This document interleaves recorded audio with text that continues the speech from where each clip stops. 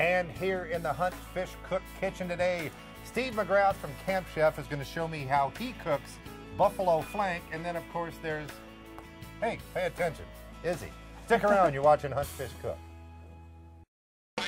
From the field and the water to the kitchen and the table, it's Hunt Fish Cook with your hosts Scott Leysath, the sporting chef, and Donnie McElvoy, one of the Southeast's favorite outdoorsmen.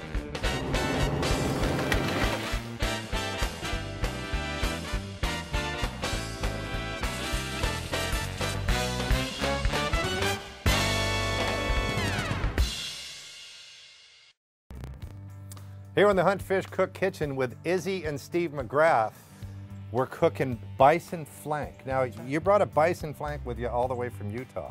Well, we raised good bison there, you know. We wanted to do it right. And I understand soon you'll be the proud owner of about 400 pounds worth of bison. So well, who knows? It's always good to have some good ideas. That's right. Steve's with Camp Chef. Camp Chef, as I've mentioned in the past, big fans of Camp Chef here, going back to the Sporting Chef TV show and, of course, with Hunt Fish Cook. Steve, have you seen one of these? I know Camp Chef doesn't sell these, but have you seen the Jacquard? I've seen it on the show, but this is the first time I've seen it in person. And, you know, and Steve asked a very good question about these Jacquard deals, which at this point, y'all may be tired of hearing me talk about it, but I want every house that cooks wild game to have one of these, about whether they ever get dull or not. Yeah, yeah. I haven't had that happen just yet. Hey, I haven't had that happen just yet. Anyway, with a piece of flank, like a piece of meat like this flank, as you know, and you said you do the same thing with tri-tip? Yeah, yep.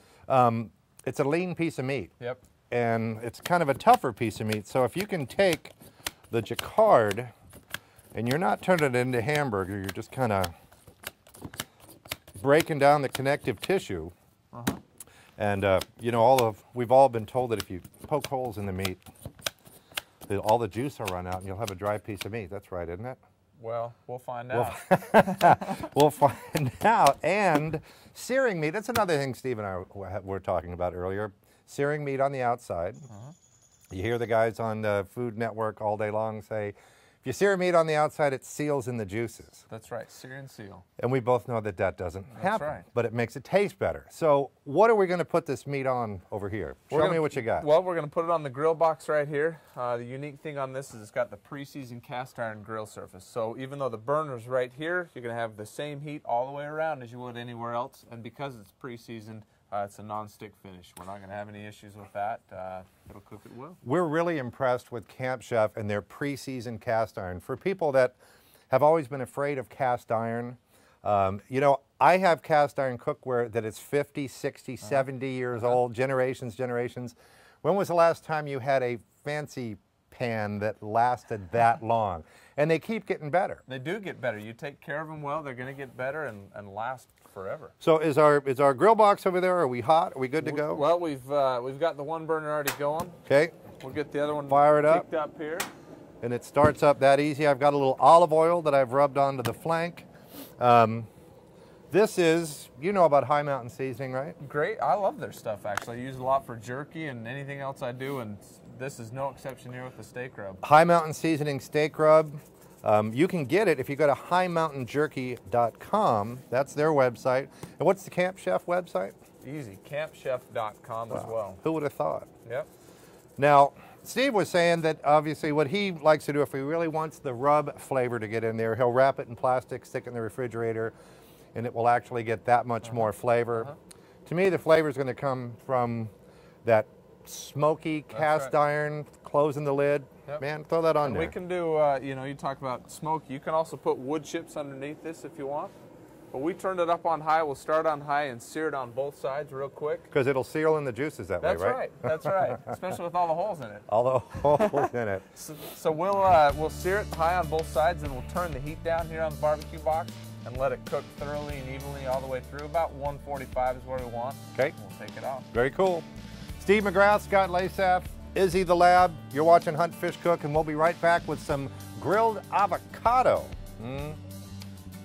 This segment of Hunt Fish Cook is sponsored by Camp Chef, High Mountain Seasonings, and Wolverine Boots and Shoes.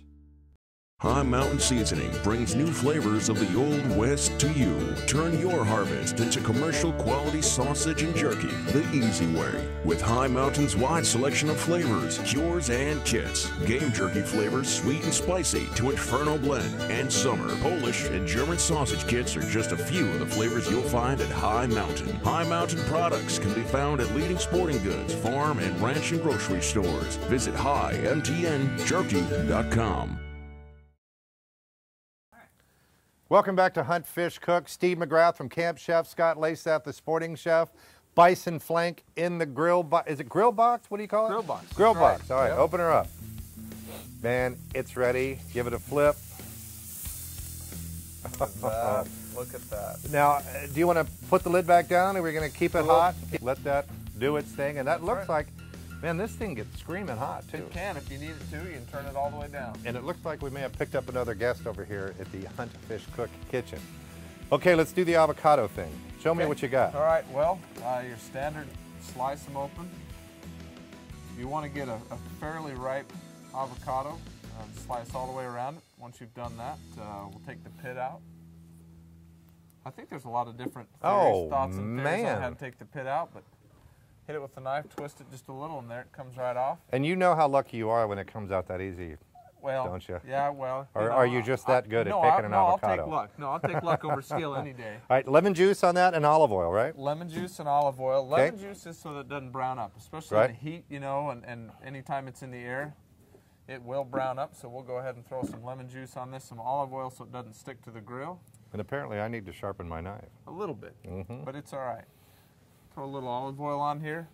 We've got the grill temperature on that, about a medium heat on this side. What you want to do is throw it on the grill on the skin side down first. That'll help soften it up. There's another one. Right there. Any salt and pepper, anything, or it's Nothing just good on to there. go? No, All right. that'll go in the salsa later on. Cool. Which will go in the pit there, but throw it on the skin side down for a couple minutes, then we'll flip it over to skin side down. How are we looking? Real good. Obviously the little thinner side here is going to cook before the other. It will. And we feel the same way about if you overcook your bison flank, doesn't taste nearly as good. No, and with it, there not being much fat in there, it'll dry it out in a hurry. So you've got to keep it, you know, medium rare to a rare. And what did you say our target temperature on that is? 145. So you could probably pull it at 140. Let it finish off there at 145, and it would help to let it rest, tent it, whatever you want to do, and let it rest. And that is one of the things that you really need to do with meat is you let it rest. We've all heard it a million times. When meat cooks, all the juice goes to the coldest part of the meat, in which case if you take a bison flank out of the refrigerator, stick it on the grill, all the meat goes to the center. And this is Steve's recipe for black bean corn salsa. Just a can of the corn already drained off. Also a can of the black beans drained. That's cumin and chili powder, I believe, right? That's right, that's right. Throw a little bit of that in there. We'll stir that in or stir that around once we get everything else in there with it. Looks like you're working on measuring is not all that critical here, right? Not You a just huge kind of deal, you know. It's throw what stuff. Called the orso method. So we're gonna do a tablespoon, orso. orso. I got it. I got it. Perfect. That enough? That a little bit more. A little more. There it is. There's the orso. We've got the tomato there. And whenever you see that you should, when a recipe calls for a tomato that's seeded, the way I like to do it, it's a little messy, is you just do this over the sink. You cut it in half and you take your fingers and you just give it a twist and that seeds your tomato. And you can tell that this is obviously not a summertime vine-ripened tomato. You could use a canned tomato on this, couldn't you? Oh yeah, you definitely could. How's our flank doing? The flank's looking good. We'll flip that over one last time. The avocados we just turned over, and the cool thing about this is the color. There's so many different colors. The green with the avocado there. We've got the yellow and the corn, the black beans. I am loving it. It just looks good. A little cilantro. If you want to pick some of those leaves off for me, I'll give that a chop. In this recipe, by the way, all of this stuff that you're seeing today, we will make sure that we get the specifics from Steve at Camp Chef and put it on the huntfishcook.com website. Salt and pepper for your salsa. Now, salt and pepper, we're not going to dump the whole thing there. We're just going to No. kind of salt and pepper No, the taste. that was up to That's you right. on that one. That's right. Well, we want to make that clear. That We're would not be- going to dump the whole thing in there. That would be a lot of salt and pepper. We'll just put a little bit in there, a little pinch or dash or whatever you want to call it. I love the smell of that cilantro. Cilantro. Should we get the bison flank off? I think we're ready to slice that. Go ahead and put that right here. We'll just let that rest. The avocado is pretty close to doing its thing. We're looking pretty good on there. Just a little bit more time. Hey, And it is, when they're ripe like that, the flesh on it's soft. So you've got to be careful. A lot of times you almost want to use a spatula on them. Sure. Just to make sure that you're not leaving all that on there. we got a spatula. We got the black bean corn salsa. The flank is resting comfortably. Lucky's over here. Izzy's in the neighborhood. Scott Leysath, Steve McGrath. Stick around. There's more to come right here on Hunt, Fish, Cook. Don't forget to check out huntfishoverstock.com. Great deals on great outdoor gear. You know, I never know how my day is going to end.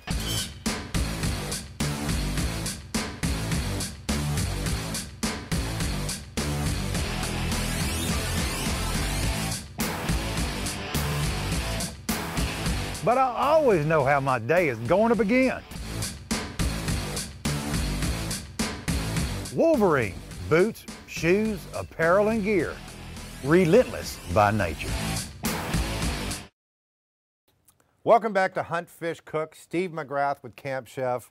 I've got a bison flank that Steve deftly prepared over here in the grill box. This is cool. Take a look at this avocado thing here while I'm slicing my bison flank. So all we're going to do is take them off the grill. Throw them right here on the platter. And we've got this black bean corn salsa. Put a little bit in there. Make sure you get some of that red tomato for color. Looking pretty good there, huh, Scott? It does look good, man. Throw the chip in there, and we certainly have enough chips here to get through it, but you use that chip to kind of dip it out. Scoop See, it and out. that's a very cool idea. And obviously, if your avocado isn't quite ripe enough, that's not going to work. And you'll notice also that there's just not a lot of juice here for all that flank. And can we do this? Can we put a little of this black bean corn thing right on top of that, too? That would work, wouldn't it? Yeah. All right, if you want more information about Camp Chef, where do they go again? Campchef.com. Steve McGrath, Scott Leysath, the Sporting Chef. You have been watching Hunt, Fish, Cook. Donnie, we miss you.